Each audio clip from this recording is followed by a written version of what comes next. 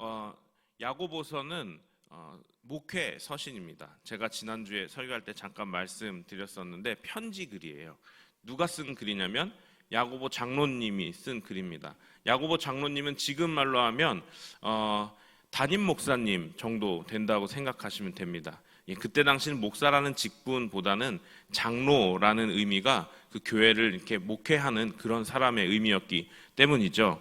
그런데 이제 말씀드렸던 것처럼 본인이 목회하던 그 교회하고 이렇게 떨어져 있는 시간에 아마도 목회를 마무리하고 다른 곳에 있었을지도 모르고 정확하게 알 수는 없지만 그 시간 동안 자신이 목회하던 교회에 이러이러한 문제들이 있다는 소리를 들은 거예요. 그래서 목회 서신이라고 하는 글을 쓰게 됩니다. 편지를 쓰는 거죠. 그 교회의 문제들을 듣고서 너희들이 이렇게 하면 안 될 것 같아. 하나님의 뜻은 그것이 아닐 것이다 라고 하면서 그 교회를 향한 아주 사랑하는 마음으로 그 편지 글을 쓴 것이 바로 이 야고보서입니다. 그럼 우리들이 이 야고보서뿐만 아니고 사도 바울이 쓴 편지들 있죠. 그런 편지, 서신서라고 하는 편지들을 읽을 때, 볼 때에는 중요한 것이 있습니다. 그 편지를 받는 사람들이 어떤 상황인지를 저희들이 알아야 이 편지글에서 말하는 것을 우리가 어떤 뜻인지 알 수가 있어요. 근데 이것을 무턱대고 그냥 우리들이 지금 사는 세상으로 가져와 버리면 그때 당시 이 야고보가 그 교회에다가 한 이야기인데 그거를 우리 가운데 바로 적용하게 되면 오류가 나게 되는 일들이 있습니다. 그래서 항상 매일 성경을 가지신 분들은 새로운 묵상을 하시기 전에 그 성경에 대한 그 설명이 나와 있잖아요. 거기에 핵심 내용이 무엇인지 그리고 누가 누구에게 쓰는 것인지를 꼭 보셔야 돼요. 그래서 제가 설교할 때 항상 설명을 해드리죠. 그래야 저희들이 이 성경을 볼 때 조금 더 입체적으로 그리고 정확하게 볼 수가 있기 때문입니다. 오늘 이렇게 말씀해 보시면 이 편지글을 통해서 이 야고보 장로님이 그 교회에 이 편지를 쓰는 그 내용을 보면 그 교회에 어떤 문제들이 있었는지를 우리들이 눈치챌 수가 있어요. 그래서 2000년 전에 그 교회에 그 공동체에 이런 문제들이 있어서 야고보 장로님이 이러이러한 편지글을 썼구나. 그렇다면 이것을 그 2000년 전의 교회 상황에서 우리들이 한번 해석하고 살펴본 다음에 거기서 나오는 결론을 우리 가운데로 가지고 와야 한다는 것입니다. 이것을 귀납적 성경 추론이라고 말하는데요. 한번 오늘 말씀을 그렇게 한번 살펴보도록 하겠습니다. 13절에 이렇게 시작합니다. 들으라 너희 중에 말하기를 오늘이나 내일이나 우리가 어떤 도시에 가서 거기서 1년을 머물며 장사하여 이익을 보리라 하는 자들아 라고 누구를 불러요. 야고보 장로님이. 그게 누구냐면 장사하여 이익을 보리라 하는 자들이에요. 이 사람들을 우리가 쉽게 말하면 상인들이라고 말할 수가 있겠죠. 그때 당시의 상인들의 특징을 한번 저희들이 생각을 해보죠. 우리들이 역사적인 내용을 잘 알지 못해도 우리가 유추할 수 있는 내용들이 있습니다. 그것은 뭐냐면 2000년 전이에요. 그러면 지금처럼 온 세계와 그리고 가고 싶은 곳을 마음대로 왔다 갔다 할 수 있는 자유로운 그리고 발전한 상황이 아닌 것입니다. 제가 지난 주간에 좀 궁금한 내용들이 있어서 그 7, 800년대 바이킹 시대의 그 바이킹 사람들이 영국을 침공하는 어떤 그런 이렇게 드라마가 있어요. 그걸 이제 잠깐 이렇게 보게 되었는데 7, 800년이면 지금부터 한 1200, 1300년 전이죠. 그때 당시에 그 기독교와 지금 기독교, 물론 이제 거긴 영국 기독교고 지금 이 시대 기독교하고는 조금 차이가 있겠지만 생각하는 것과 문화와 배경이 같은 기독교인데도 너무 다르더라고요. 그럼 이 2000년 전의 상황은 어땠겠습니까? 지금 우리들의 상황하고 아주 크게 많이 다른 상황이라는 것입니다. 그때 당시에 배 타고 영국으로 가기 위해서 목숨을 걸고 서쪽에는 아무것도 없다. 가지 마라 라고 하는 걸 만류를 함에도 불구하고 새로운 항해술이라고 하는 지금 우리가 생각하면 나침반도 없어요. 그땐 그림자 길이를 가지고 계속해서 항해하는 그런 항해법을 가지고 목숨을 걸고 서쪽으로 가니까 영국이 나온 거예요. 그것도 대단한 발견이라고 하는 그 시대에 그것보다 훨씬 더 이전의 시대에 상인들이 배를 타고 왔다 갔다 할 수밖에 없는, 그리고 뭐 마차를 끌고 혹은 본인이 걸어서 왔다 갔다 할 수밖에 없는 그런 상황의 그런 시대입니다. 그런데 그때 당시에 각 도시로 왔다 갔다 할 수 있는 사람이라면 어떤 사람들이었을까요? 상인들이고, 그리고 그 사람들은 물질이 있는 사람들이에요. 돈이 있는 사람들이라는 것입니다. 그래서 그런 것들을 우리가 좀 전제해 놓고 보면요, 오늘 저는 13절 말씀에서 잘못된 걸 전혀 발견을 못 하겠는 거예요. 처음에 볼 때는. 그렇지 않나요? 장사하는 사람들한테 어느 도시에 가서 우리가 1년 머물면서 우리 장사하면서 좀 이익을 좀 볼까? 라고 말하는 거예요. 뭐가 잘못됐나요? 제가 볼 땐 이 구절만 보고 보면 전혀 잘못된 게 없어 보여요. 근데 그 뒷절에 보셔야 이게 뭐가 잘못됐구나를 알 수가 있습니다. 14절 말씀, 15절 말씀입니다. 15절 말씀엔 이렇게 야고보 장로님이 말씀하시죠. 너희가 도리어 말하기를 주의 뜻이면 우리가 살기도 하고 이것이나 저것을 하리라 할 것이거늘. 그러니까 우리말로 하면 야, 너희들 말하는 게 틀렸다. 하나님의 뜻이면 우리 한번 저쪽에 가서 장사를 좀 해볼까? 라고 말하는 게 맞지 않느냐라고 말씀하시는 거예요. 그러니까 지금 이런 거예요. 저희들의 상황으로 가지고 오는 거예요. 그 안에서 이제 뭐 같은 업종에 계신 분이 어떤 사업을 이렇게 추진하려고 두 분이서 이렇게 좀 만나셨어요. 그래서 만나가지고 이야기를 하는데, 우리 한번 저게 이런 일들이 있는데 우리 한번 이거 한번 해볼까? 라고 말하는 것과, 저기 이런 일들이 있는 것 같은데 우리 한번 기도해보고 준비해보면 어떨까요? 라고 말하는 그 차이점인 거예요. 첫 번째와 두 번째 차이가 뭐가 다른가요?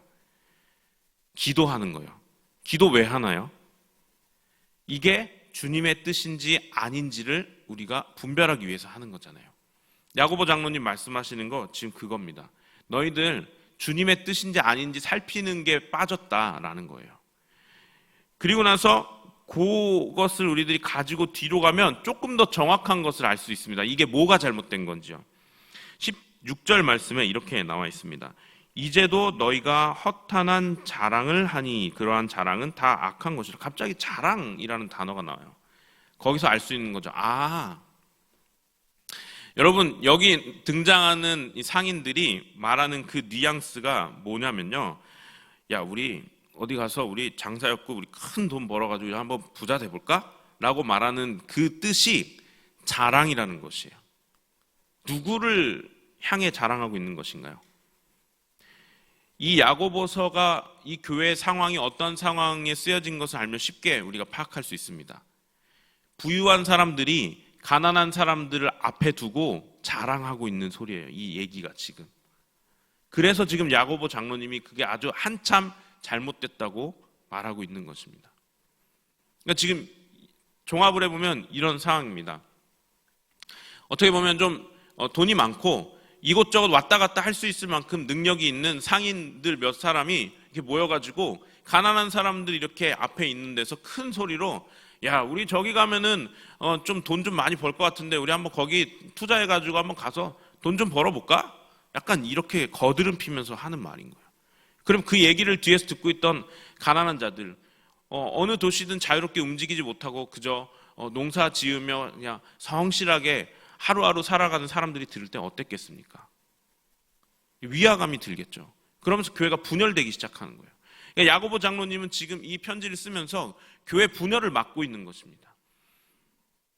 너희들 상인들, 돈 가지고 있는 사람들 좋다. 그러나 너희들이 지금 추구하는 그 방향이 주님의 뜻인지 먼저 살펴라. 그리고 너희들이 허탄한 자랑하지 말아라. 가난한 자들 앞에서 그렇게 이야기하지 마라. 너희들 사업 이야기할 거면 조용한 곳에 가서 너희들끼리 얘기하라. 라고 우리들이 받아들일 수 있는 것이에요. 왜 그럴까요? 교회 안에서 교회를 완전히 분열되게 만들 수 있는 지금 상황이 지금 여기에 상인들이라고 하는 사람들을 통해서 일어나고 있기 때문입니다.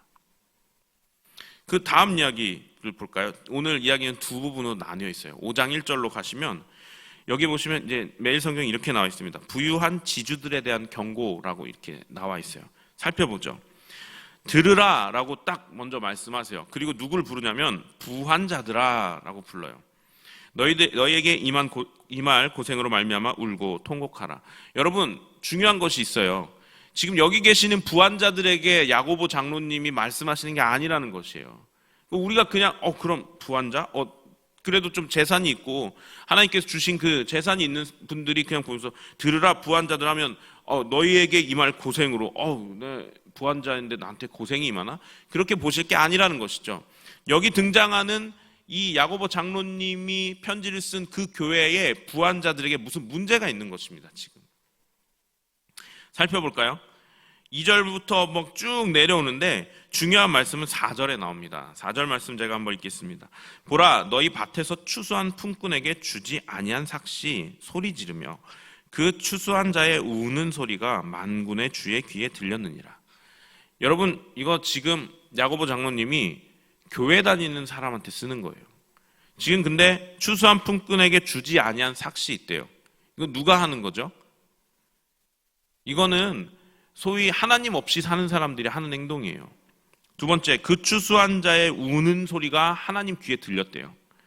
당연하죠. 같이 하나님을 믿고 아마도 제가 볼 때는 이 부유한 지주와 그리고 그 일당을 받지 못한 사람이 아마 한 교회에 있었던 것 같아요. 문제가 되겠죠. 도덕적으로 불순한 그 사람이 교회에 와가지고 하나님 믿는다고 하면서 경건한 척하고 있는 그런 상황들 보면서 이 가난한 이 추수한 품꾼들은 어떤 생각을 할까요? 나 예수 안 믿어. 충분히 그럴 수 있는 상황이라는 것이죠. 교회가 분열되고 성도가 떠나갈 수 있는 실족해하는 그런 일들이 일어날 수 있는 그런 상황인 것입니다. 더 나아가서 5절 말씀엔 이렇게 말씀하십니다. 그 교회 안에 있는 부유한 지주들의 삶에 대해서 말씀하고 있어요. 너희가 땅에서 사치하고 방종하여 살육의 날에 너희 마음을 살찌게 하였도다. 지금 그 교회 안에 있는 부유한 지주들은요, 삶이 어떠냐면 사치스럽고 그리고 흥청거리고 방탕한 삶을 살고 있다는 것입니다. 불의하게 모은 재물로 사치스럽게 사는 삶. 야고보 장로님이 보실 땐 그게 그리스도인의 삶이냐? 라고 하는 것이죠. 그래서 2장에서 말씀하시잖아요. 행함이 없는 믿음, 그거 믿음 아니야 라고 말씀하시는 거죠. 여기에 지금 부유한 지주들에게 말씀하시는 거죠. 그게 그리스도인의 삶이냐?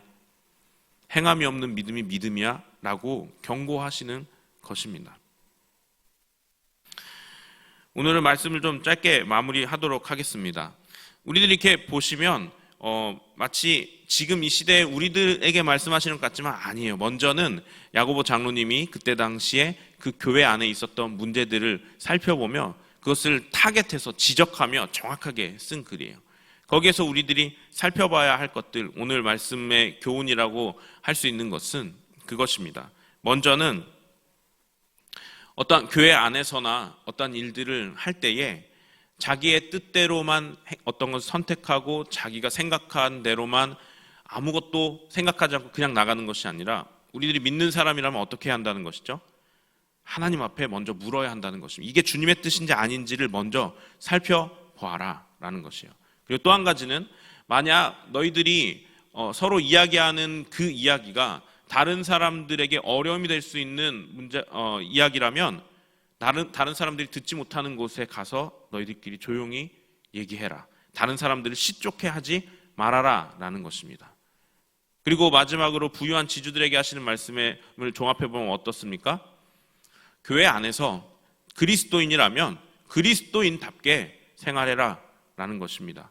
여러분, 여기 나오는 부유한 지주는 정말 우리들이 볼 때 정말 악한 사람들이잖아요. 그렇죠?